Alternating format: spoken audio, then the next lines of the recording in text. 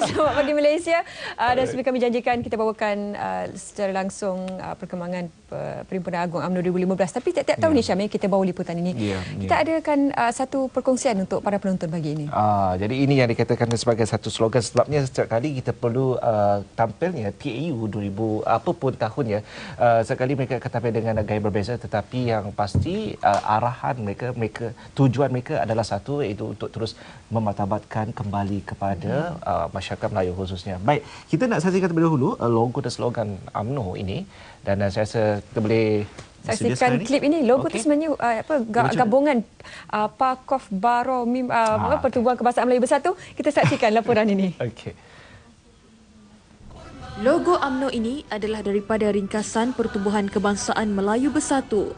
Dalam setiap huruf diberi makna berikut: PA Pertubuhan, KAF Kebangsaan, MIM Melayu, BARO Bersatu.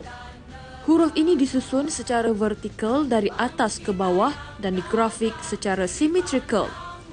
Manakala asas slogan Parti UMNO ialah bersatu, bersetia, berkhidmat.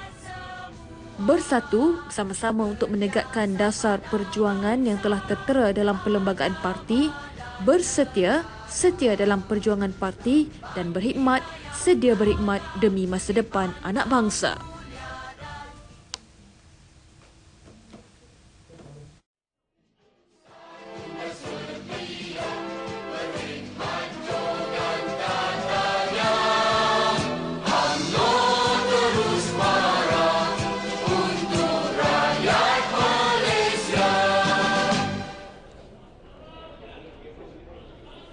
Baik, terima kasih Zaliha dan juga Hisham di Studio 2 Wisma TV Angkasa Puri, dan pastinya saudara pada ketika ini bersama saya Syuhaimi Muhammad langsung dari Ruang Legar sebenarnya di Pusat Dagangan Dunia Putra PWTC ini, dan pastinya bermula hari ini 8 Disember hingga 12 Disember. Mata akan terus melihat, telinga akan terus mendengar, dan juga pelbagai pandangan dan juga kritikan akan dilontarkan untuk Perhimpunan Agung UMNO 2015. Lantaran itu persepsi juga akan terbit dari pelbagai pihak, khususnya baik daripada stru politik UMNO itu sendiri, malah daripada individu-individu tertentu. Para akademik akan sentiasa memberikan pandangan dan juga lontaran, malah persepsi akan diberikan kepada Perhimpunan Agung kali ini. Dan untuk makluman juga, bermula hari ini beberapa acara untuk Perhimpunan Agung UMNO bermula, walaupun pada 3 hingga 6 Disember yang lalu beberapa acara juga telah bermula, di mana pemanas juga telah berlangsung pada ketika itu. Dan bermula hari ini juga perwakilan, pemerhati, malah pelbagai pihak, khususnya pihak media, telah pun mula berkampung di Pusat Dagangan Dunia Putra PWTC ini.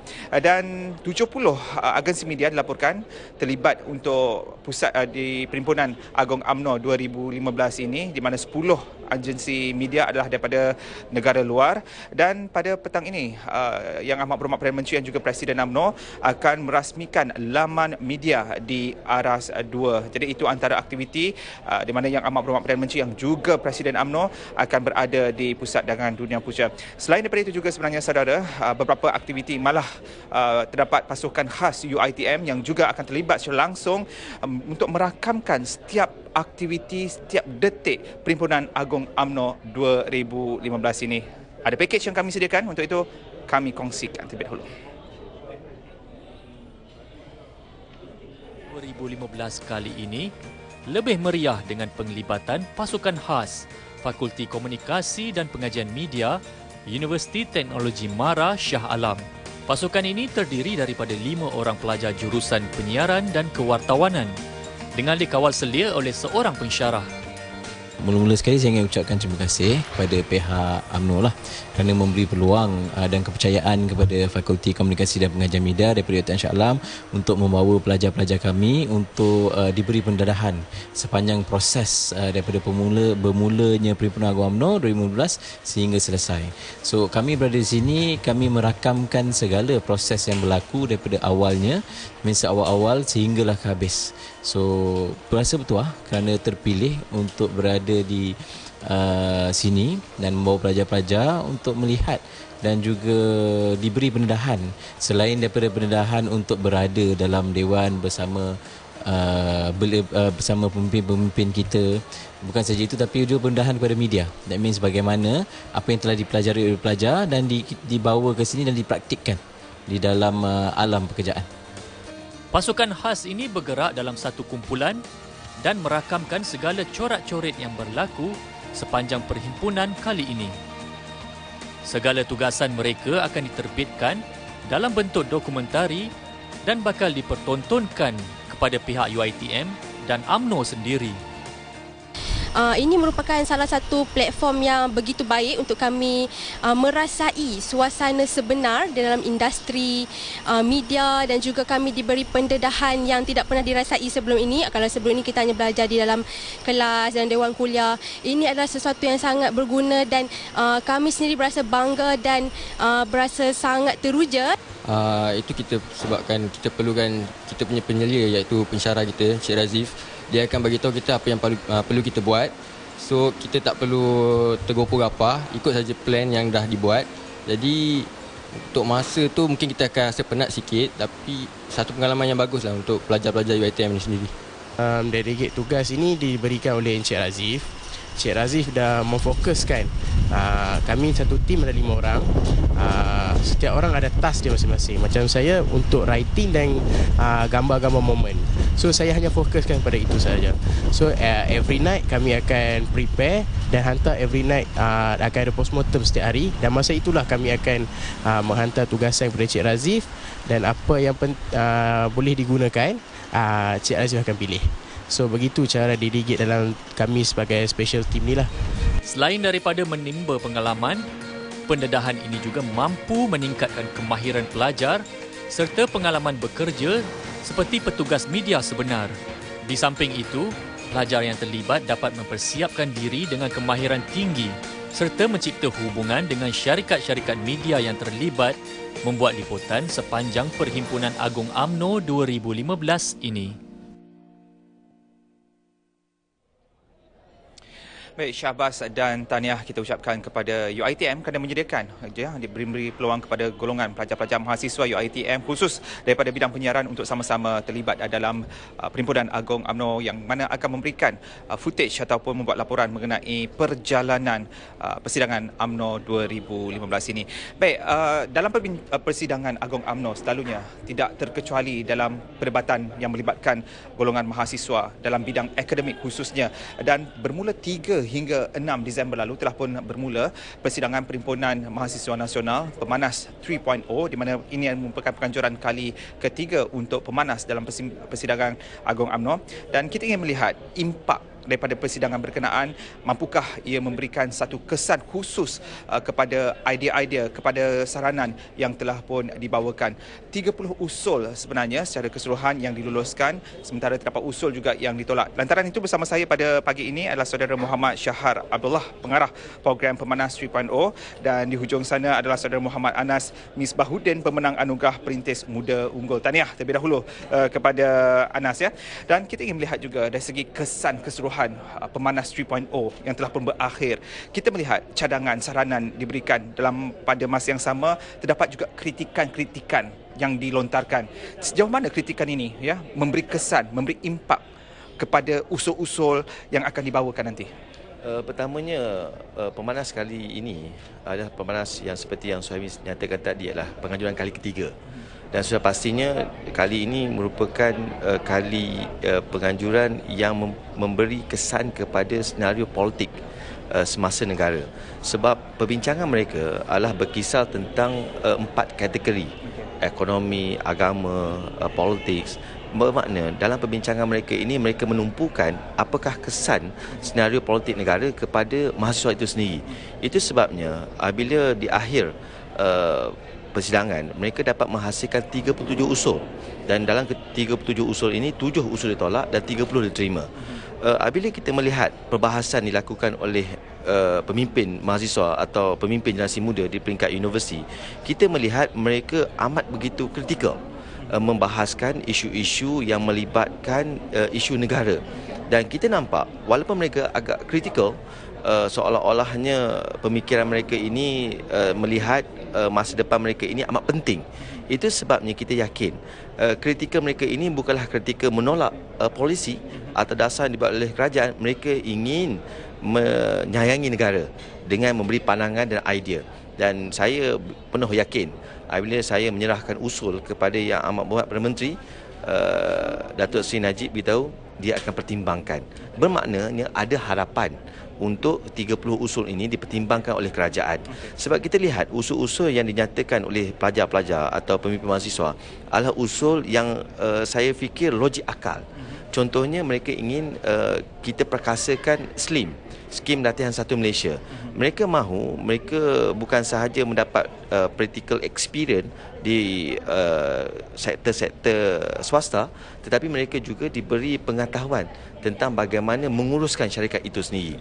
Sebab mereka mahu menjadi usahawan. Mereka juga minta supaya kita memikirkan tentang masa depan mereka dari segi pemilikan rumah, dari segi pemerkasaan kad diskaun. Ini semua adalah kerana mereka yakin tema pemanas tahun ini, mahasiswa arkitek masa depan, pasti akan mewarnakan senario pentadbiran negara akan datang. Okey.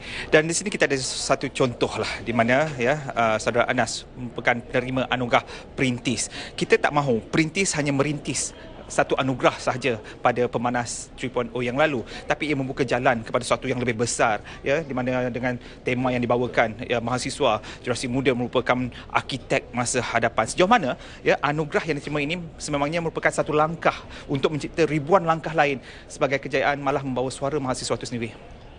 Pertamanya kalau kita lihat, ini bukannya satu permulaan dan pengakhiran, sudah pasti. Apabila kita lihat anugerah ini, yang pertama ini adalah satu penghargaan. Dan ini adalah satu titik tolak pertama untuk kita terus menyumbang kepada negara. Kerana saya yakin dan percaya mahasiswa sangat, seperti kita sebut bahawa dia sangat cintakan negara. Dan apabila cinta kepada negara, ingin menyumbang. Dan saya yakin pemimpin mahasiswa adalah pelapis kepada pimpinan negara.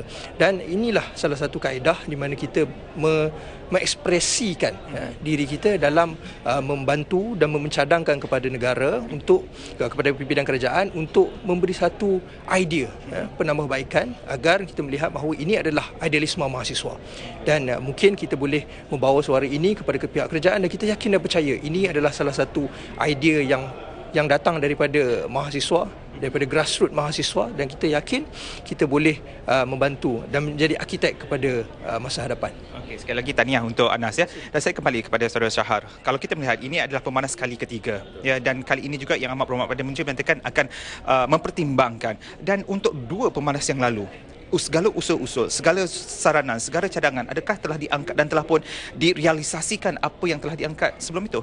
Kita lihat dalam pemanas 1.0 kita mencadangkan supaya kad siswa ini diperluaskan, bantuan persekolahan atau bantuan buku satu Malaysia diperluaskan. Nampaknya kesannya sudah ada pada tahun lepas bila kerajaan melancar dan mengumumkan perluasan dari segi bantuan buku satu Malaysia.